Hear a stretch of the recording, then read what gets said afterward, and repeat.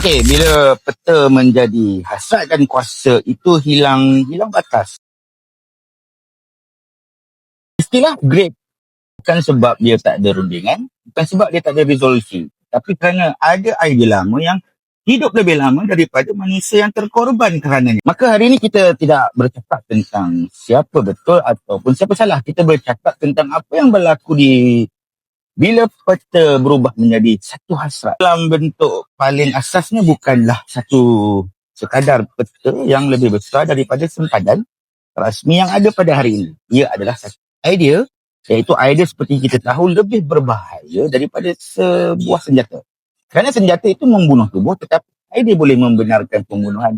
Aku rasa bersalah terhadap pemikiran kita. Sering disebut dengan nada yang marah, ada yang menyebutnya sebagai satu propaganda. Tapi sebelum kita menjerit, sebelum kita memilih sisi, kita perlu buat satu perkara yang jarang orang ini dilihat sebagai kesinambungan daripada sejarah, janji, trauma dan juga survival. Yang lain, ia adalah ancaman berterusan terhadap keamanan kemanusiaan dan juga undang-undang antarabangsa. Itu merasakan dirinya terlalu suci untuk dipersoalkan. Kerana di situlah kuasa mula hilang sempadan, bila sejarah tidak lagi menjadi guru tetapi dijadikan sebagai senjata mempertahankan hidup atau kita mempertahankan satu cara kita melihat dunia. Sebelum kita pergi lebih lanjut, lebih jauh dalam penceritaan ini, tunggu sekejap. Sebelum kita masuk ke sejarah, sebelum kita menyebut nama negara, ideologi atau pemain kuasa, kita buat satu intervensi yang kecil. Kerana perbincangan ini selalunya gagal bukan sebab kurang fakta, tetapi sebab kita masuk dengan emosi yang telah dikunci awal-awal. Ada yang masuk dengan kemarahan, ada yang masuk pula dengan ketakutan, ada juga yang masuk dengan kesetiaan yang membabi buta. Dan bila itu berlaku, apa sahaja yang kita dengar selepas ini bukan lagi untuk difahami, tetapi untuk menguatkan apa yang kita sudah percaya. Sedangkan konflik besar itu tidak pernah bermula kerana orang jahat yang ada di luar sana semata-mata. Ia bermula bila ada juga orang baik yang berhenti bertanya soalan yang sukar. Jadi dalam bahagian ini aku minta satu perkara saja. Jangan dengar untuk kau menang hujah. Dengar untuk faham bagaimana kuasa itu berfikir. Kerana bila kau faham cara kuasa itu berfikir, kau tak mudah untuk diperalat oleh naratif. So, kita pause. Baik, sekarang kita masuk ke segmen yang kedua. Trauma yang bertukar menjadi dah. Okey, kita masuk segmen yang kedua. Sejarah, trauma dan juga cara kuasa itu mewarisi dirinya. Bagaimana? Ini menarik. Kita akan bincangkan 3 perkara dalam bab ini. Apa yang lebih berbahaya daripada senjata? Apa dia? Bukan peluru, bukan misil, bukan. Tetapi sejarah yang tidak pernah diselesaikan, yang tidak pernah diluruskan, lalu diwariskan itu sebagai satu hak yang berterusan. So kita pergi kepada tajuk segmen 2, subtitle yang pertama. Sejarah jarang datang dalam keadaan yang suci. Sejarah itu selalu diceritakan sebagai satu garis yang lurus, siapa mula, siapa menang dan juga siapa yang kalah. Tapi realitinya sejarah itu lebih mirip daripada luka lama yang tidak pernah benar-benar sembuh. Penubuhan negara, perang demi perang, sempadan yang berubah bukan melalui persetujuan tetapi melalui kemenangan terhadap kuasa. Dan setiap kemenangan kuasa itu akan menulis sejarahnya sendiri. Masalahnya bila sejarah ditulis oleh kuasa, ia jarang ditanya siapa yang tinggal di bawah runtuhan. Untuk subtitle yang kedua, trauma yang bertukar menjadi dasar. Trauma itu tidak salah. Setiap bangsa, setiap komuniti ada sejarah dan juga penderitaan dia. Tetapi bila trauma dijadikan keras terhadap dasar, ia mula berfungsi secara berbahaya. Kerana apa? Trauma yang tidak diproses akan mencari keselamatan mutlak. Dan keselamatan mutlak tidak pernah mengenal kompromi. Maka di sinilah kita melihat peralihan yang penting itu berlaku dari melindungi diri kepada menguasai ruang. Bukan kerana semua pelakunya jahat, tetapi kerana setiap sistem itu mengajar mereka jika kau longgar, kau ingat kau akan musnah. Bila ideologi wilayah menjadi cara berfikir pula, dalam konteks ini bukan sekadar tuntutan fizikal. Ia adalah satu mindset kuasa. Bahasa sempadan boleh ditafsirkan semula bahawa keselamatan mengatasi kemanusiaan. Dan bila satu sistem percaya dirinya sentiasa terancam, apa sahaja tindakan akan kelihatan wajar bagi mereka. Wajar. So inilah logik yang paling senyap dan yang paling merosak. Oleh itu, apa yang sebenarnya berlaku ni, trauma yang diwarisi ini juga ke dalam satu ideologi yang membenarkan terhadap perluasan. Kita tidak lagi bercakap tentang konflik spontan. Kita sedang melihat sistem pemikiran yang bergerak perlahan secara konsisten dan sukar untuk kita hentikan. Kerana ia percaya dirinya sedang mempertahankan kewujudan mereka yang ada kini. Dan inilah soalan yang paling berat bila muncul jika sebuah sistem percaya dirinya sentiasa benar demi survival. Siapa yang akan menjadi korban seterusnya dan atas nama apa?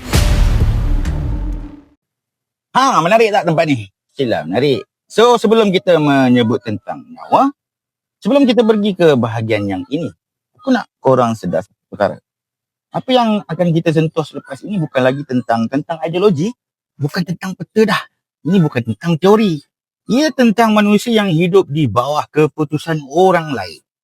Dan di sinilah biasanya orang berhenti nak dengar, bukan sebab mereka tak peduli, tetapi sebab hati manusia ni ada had untuk menanggung kebenaran.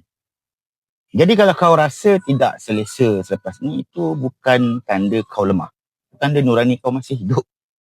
Kerana kuasa yang paling berbahaya bukan kuasa yang menindas secara terbuka, tetapi kuasa yang membiasakan kita untuk melihat penderitaan itu sebagai satu kebiasaan. Baik, sekarang kita masuklah ke inti di segmen yang kedua. Kita sampai ke segmen yang ketiga, iaitu segmen klimaks. Bila idea itu mengatasi nyawa.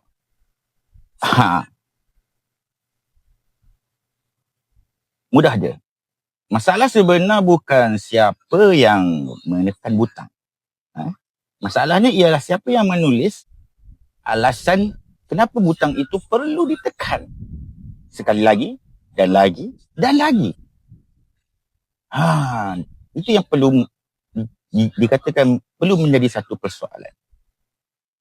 Normalisasi kekerasan. Pada satu tahap, setiap konflik akan sampai ke fasa yang ini. Kekerasan tidak lagi mengejutkan sesiapa. Ia menjadi satu laporan, menjadi angka, menjadi statistik harian. Bila serangan berlaku, soalannya bukan lagi mengapa, tetapi berapa ramai yang sudah tiada.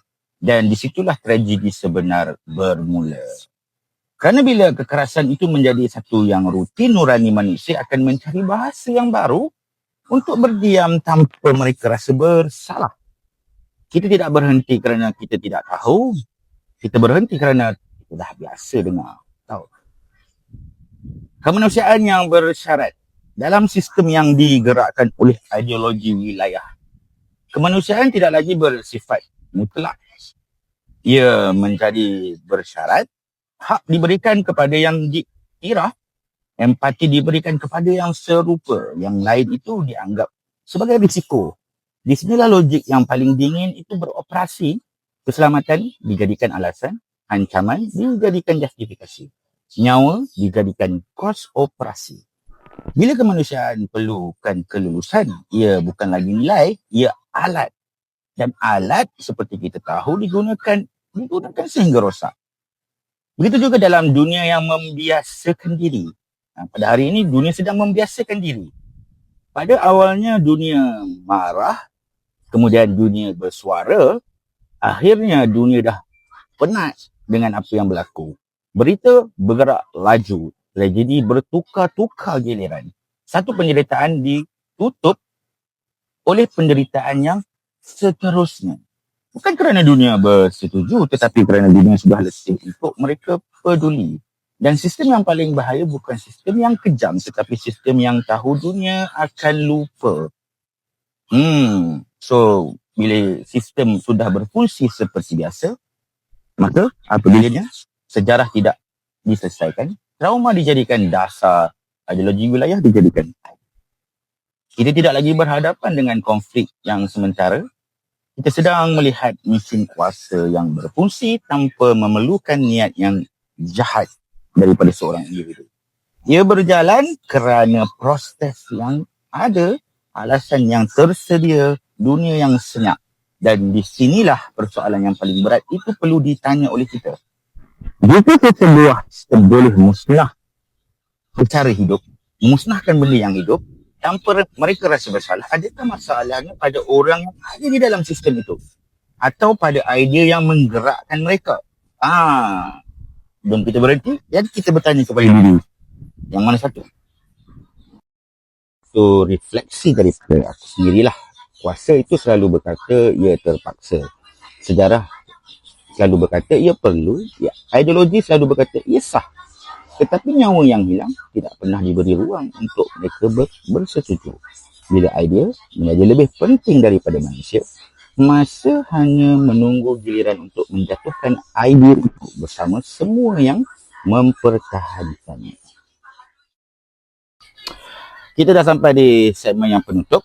So, soalan ini kita tidak akan matikan. Takkan. Pada tahap ini kita belum sampai kepada penyelesaian.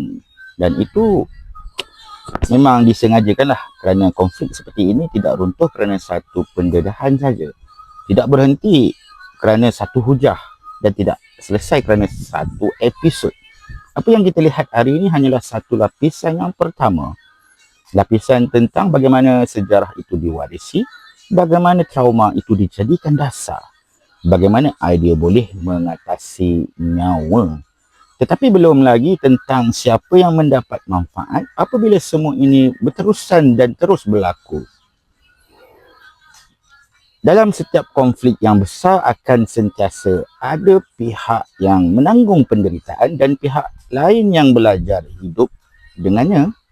Soalan sebenar bukan lagi siapa betul dan siapa salah, tetapi siapa yang masih boleh tidur lena selagi konflik ini tidak pernah diselesaikan. Okey, kerana disitulah cerita ini menjadi lebih gelap, lebih tidak nampak. Kerana apabila penderitaan tidak lagi mengganggu sistem, itu tanda sistem telah menyesuaikan diri dalam diri kita. Dan bila sistem telah menyesuaikan diri, ia tidak akan berubah. Dan begitulah kita dan terusnya berterusan.